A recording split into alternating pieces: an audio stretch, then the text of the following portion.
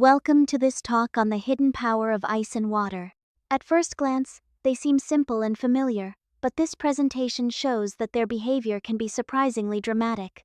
We'll move from the basics into a cycle of change, and then explore what these shifts reveal about nature, energy, and everyday life. Let's begin with the main idea. Ice and water may look like opposite forms, but they are closely connected. The image here suggests a transformation in motion, reminding us that a small change in temperature can completely reshape what we see, feel, and use in the world around us. This slide presents the core cycle. Water freezes, ice forms, then conditions shift again and the cycle continues. The circular flow helps us understand that these are not separate states in isolation, but part of one continuous process driven by temperature and environment. From the chart, we can see a sharp rise followed by a sudden drop, which illustrates how quickly ice can respond to changing heat conditions.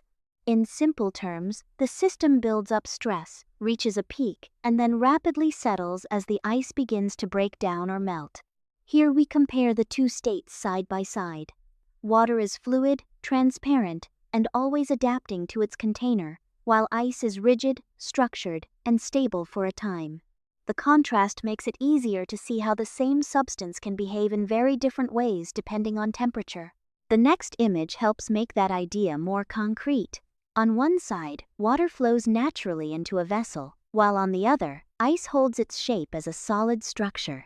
This is a simple reminder that the state of a material changes not just its appearance, but also its behavior and purpose. Now we come to a broader view of heat and energy. This pulse-like curve shows a strong burst of activity followed by a quiet decline, which mirrors how temperature can trigger a rapid response and then leave behind a calmer, more stable state. This slide contrasts two opposing conditions. Heat is shown as an active force that spreads and transforms, while cold represents concentration and preservation. Together, they shape how matter changes, making this a useful way to think about the balance between energy and stability. So what exactly is the structure of a matter? The diagram suggests that an atom and its building blocks can combine in different ways to create new forms. In this context, the message is that form emerges from arrangement, and arrangement changes when energy changes. This is the first step toward understanding transformation in a deeper way. The glass sphere symbolizes clarity and purity, which makes the point that even something as ordinary as water can reveal important scientific ideas when we look at it closely and patiently. Here, the cracked shell with a glowing center suggests pressure, heat, and hidden potential.